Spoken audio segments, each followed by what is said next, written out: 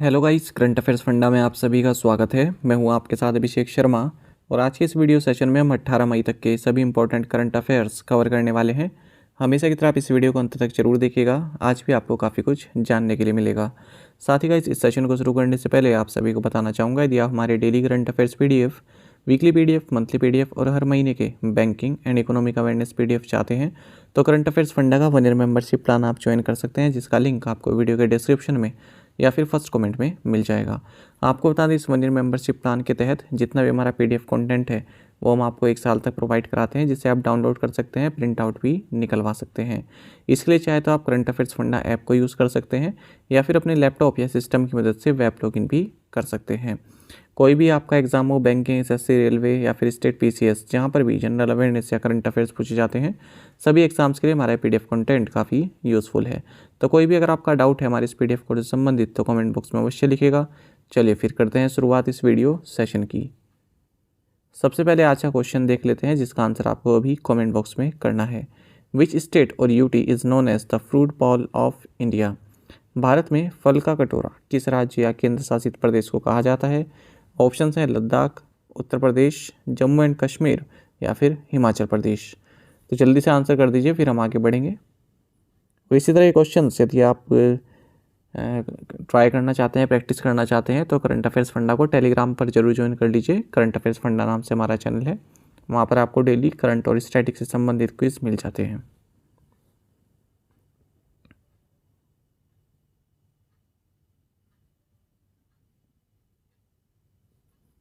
In which state did the Indian Army conduct the flood relief exercise जल राहत? भारतीय सेना ने किस राज्य में बाढ़ राहत अभ्यास जल राहत का आयोजन किया है? ऑप्शंस आपके सामने है। सही आंसर ऑप्शन सी है, आसाम।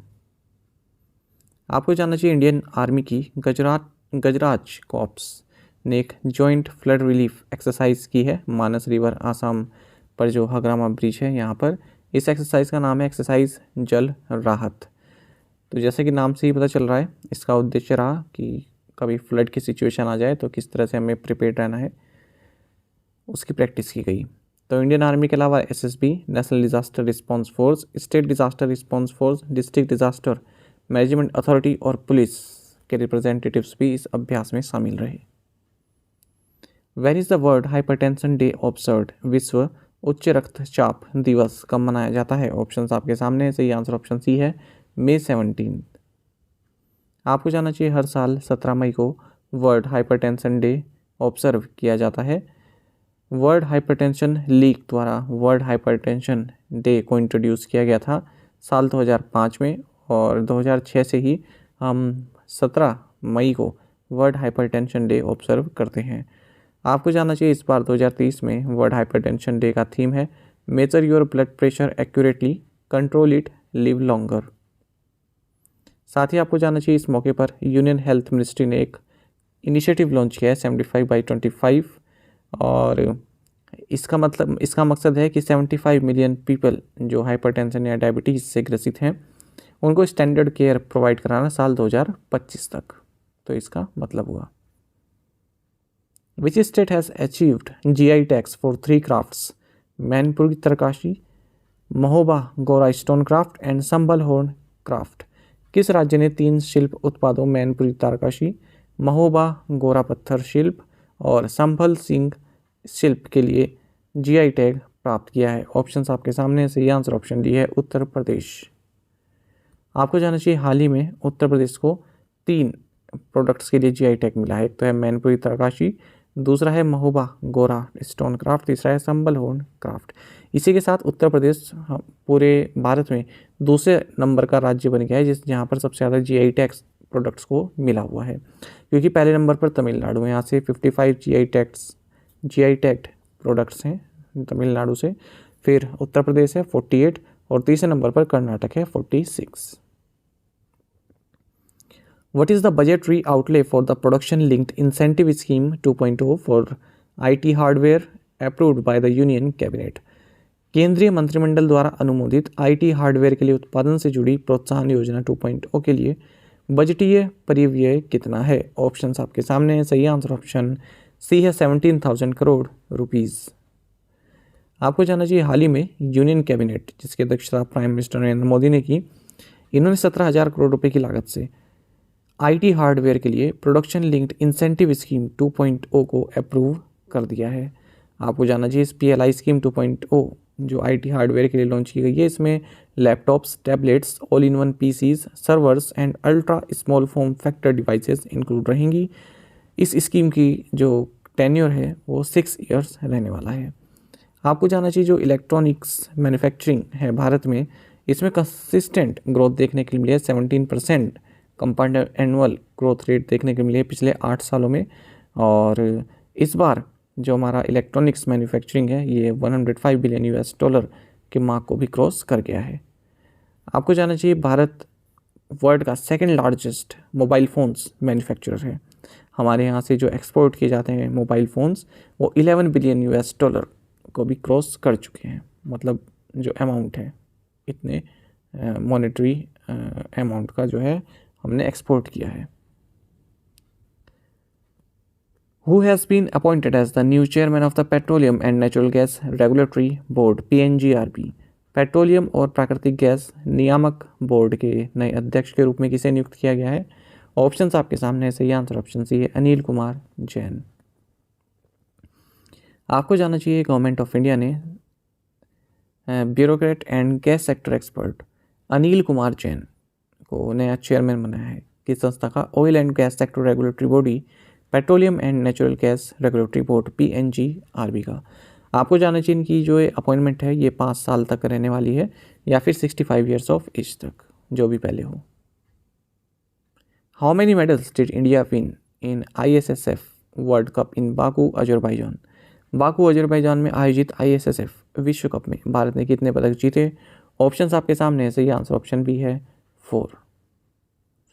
आपको जानना चाहिए Indian rifle and pistol shooters ने 4 मेडल्स के साथ ISSF वर्ल्ड कप 2023 जो कि बाकू अजरबैजान में हुआ है, यहाँ पर जो अपना कैंपेन है उसको फिनिश किया है 4 मेडल्स के साथ। ठीक है, तो शूटिंग से संबंधित है वर्ल्ड कप।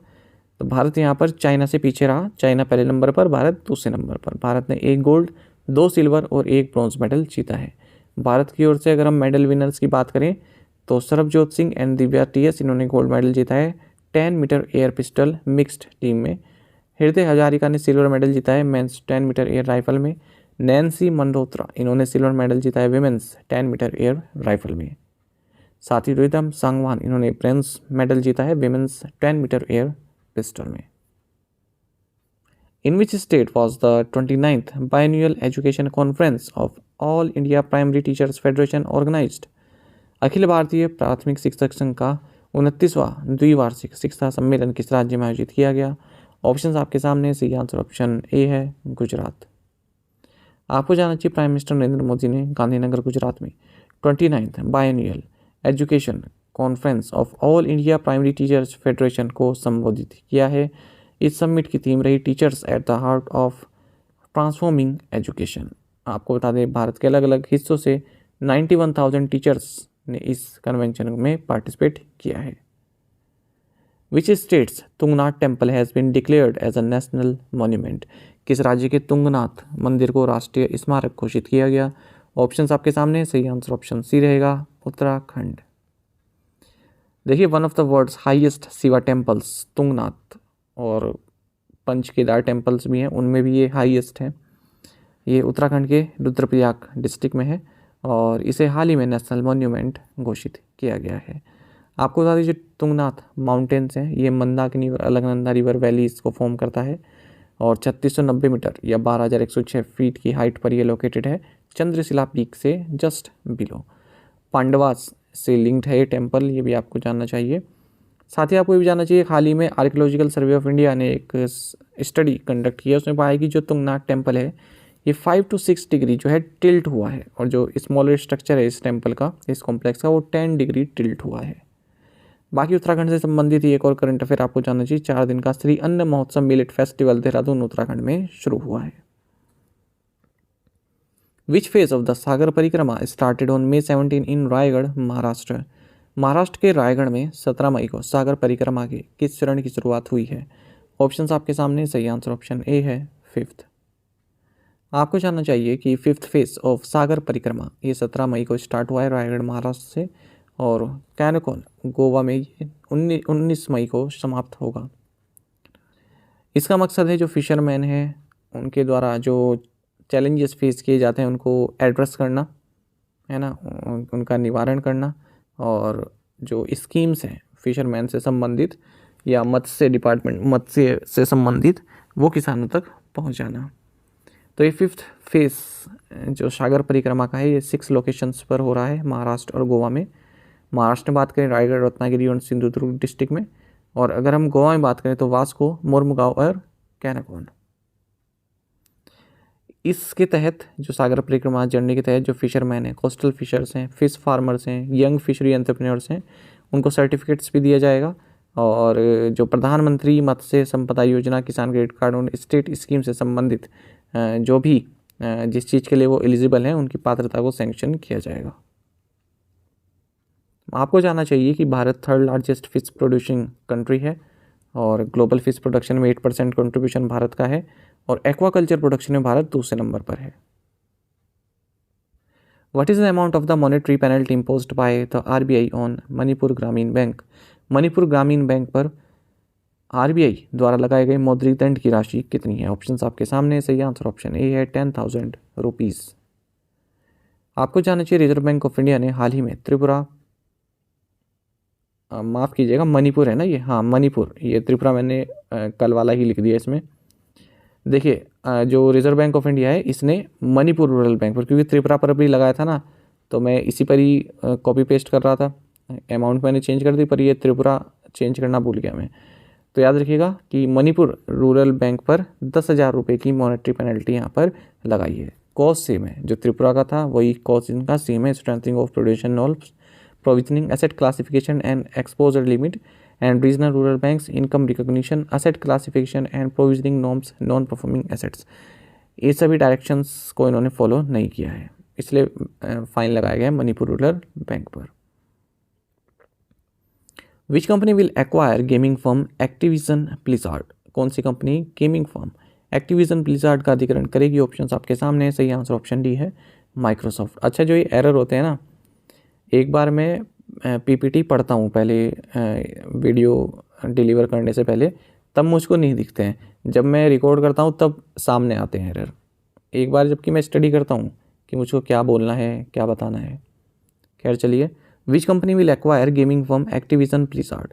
कौन सी company gaming firm Activision Blizzard का अधिग्रहण करेगी? ऑप्शंस आपके सामने। सही आंसर ऑप्शन डी है माइक्रोसॉफ्ट। आपको जानना चाहिए यूरोपियन यूनियन रेगुलेटर्स ने माइक्रोसॉफ्ट का जो प्लान है कि हम 69 बिलियन US$ में गेमिंग फर्म एक्टिविजन ब्लिज़ार्ड को एक्वायर करेंगे, इसको अप्रूव कर दिया है। साथ ही माइक्रोसॉफ्ट ने जापानीज़ गेमिंग जायंट निंटेंडो, इसके साथ भी 10 साल की एक डील की है, जिसके तहत जो जापानीज़ गेमिंग जो प्लेटफॉर्म है यहाँ पर कॉल ऑफ ड्यूटी भी एक गेम सीरीज़ फ्रेंचाइज है, इसको यहाँ पर जो है लाया जाएगा इस जापानीज़ गेमिंग प्लेटफॉर्म पर। In which month did the WPI inflation fall into negative for the first time since July 2020? जुलाई 2020 के बाद पहली बार WPI मुद्रास्फीति किस महीने में नेगेटिव हुई है? ऑप्शंस आपके सामने। सही आंसर ऑप्शन बी है अप्रैल 2023। आपको जानना चाहिए होलसेल प्राइस बेस्ड इन्फ्लेशन ये नेगेटिव हो गई है लगभग 3 सालों में पहली बार। ठीक है, तो ये हुआ है अप्रैल के महीने में। जो प्राइसेस हैं प्रोडक्ट्स के वो थोड़ा ईज हुए हैं, यानी कि थोड़ा कम हुए हैं इसकी वजह से। तो देखिए WPI इन्फ्लेशन ये -0.92% रही अप्रैल 2023 में। मार्च में ये 1.34% थी, जबकि अप्रैल लास्ट ईयर ये 15.38% थी। आपको बताएं जो जुलाई 2020 के बाद से WPI इन्फ्लेशन पहली बार जो है नेगेटिव गई है। और वहीं अगर हम बात करें रिटेल इन्फ्लेशन की अप्रैल में, तो रिटेल इन्फ्लेशन जो कि कंज्यूमर प्राइस इंडेक्स बेस्ड होता है ये 18 मंथ लो पर रही 4.7% अप्रैल में। Which edition of the cans film festival is currently being held in France? Cans film fest महोत्सव का कौन सा संस्करण वर्तमान में फ्रांस में आयोजित किया जा रहा है? सही आंसर ऑप्शन ए है 76। देखिए जो कैन्स फिल्म फेस्टिवल है इसका 76 एडिशन फ्रांस में शुरू हो चुका है। स्वीडिश फिल्म मेकर रूबेन ऑस्टलैंड ये जूरी प्रेसिडेंट हैं। साथ ही इस फेस्टिवल की जो ओपनिंग हुई है, जो शुरुआत हुई है, वो Johnny Depp starring film Jeanne du Barry से हुई है। और जो क्लोज होगी, जब फिल्म ये फेस्टिवल जब क्लोज होगा तो क्लोजिंग फिल्म रहेगी एलिमेंटल। आपको जानना चाहिए भारत की ओर से minister of state for information and broadcasting doctor L Murugan Bharat का जो दल है उसको लीड कर रहे हैं। यहाँ पर भारत यहाँ पर कैंस फिल्म फेस्टिवल में जो है वसुधैव कुटुंबकम की स्पिरिट के साथ पार्टिसिपेट कर रहा है। Which country will host ASEAN tourism forum 2024? ASEAN tourism forum 2024 की मेजबानी कौन सा देश करेगा? ऑप्शंस आपके सामने है। सही आंसर ऑप्शन ए है, लाओस। आपको जानना चाहिए एनुअल आसियान टूरिज्म फोरम ये लाओस जनवरी 2024 में होस्ट करेगा अपनी कैपिटल सिटी वियंतियान में, वियंतियान। इसका थीम रहेगा quality and responsible tourism sustaining Asian future. Who will head the 5-member expert committee set up by the IRDAI for matters related to mental health and insurance? मानसिक स्वास्थ्य और बीमा से संबंधित मामलों के लिए IRDAI द्वारा गठित 5 सदस्यीय विशेषज्ञ समिति का प्रमुख कौन होगा? ऑप्शंस आपके सामने। सही आंसर ऑप्शन बी है, प्रतिमा मूर्ति। देखिए, regulator insurance regulatory and development authority of India IRDAI इन्होंने एक 5-member एक्सपर्ट कमेटी कॉन्स्टिट्यूट की है ताकि मेंटल हेल्थ और इंश्योरेंस से संबंधित जो मैटर्स हैं उन पर एडवाइस इनसे ली जा सके। तो देखिए, जो मेंटल इलनेस से संबंधित अलग अलग तरह के इंश्योरेंस प्रोडक्ट्स को ये एडवाइस करेंगे कि क्या क्या ऑफ़र हम कर सकते हैं जो लोग मेंटली इल हैं उनसे संबंधित, ठीक है, और क्या क्या टर्मिनोलॉजी हम यूज़ कर सकते हैं इस तरह के जो है क्षेत्र से संबंधित, यानी कि जो मेंटल इलनेस है इससे संबंधित क्या क्या हम टर्मिनोलॉजी कंसेप्ट जो है इंट्रोड्यूस कर सकते हैं, वो सभी ये पैनल बताएगा। इस पैनल को हेड करेंगी प्रतिमा मूर्ति जो कि डायरेक्टर हैं NIMHANS बेंगलोर की। कमेटी जो है 2 साल के पीरियड के लिए वैध रहेगी। Which team have won the 2022-23 La Liga title? किस टीम ने 22-23 ला लीगा खिताब जीता है? सही आंसर ऑप्शन सी, बार्सिलोना है। देखिए, बार्सिलोना जिसे क्यूलर्स भी बोलते हैं, इन्होंने 2022-23 ला लीगा टाइटल जीत लिया है और इन्होंने हराया है एस्पेन्योल को 4-2 से। और 2019 के बाद ये बार्सिलोना का पहला लीग टाइटल है। आपको जानना चाहिए जो है 2022-23 का ला लीगा रहा है, 92nd सीजन रहा इस ला लीगा का। ला लीगा स्पेन का प्रीमियर फुटबॉल कंपटीशन है। रियल मैड्रिड इसमें डिफेंडिंग चैंपियन था, ठीक है, और अब कौन बना है? बार्सिलोना।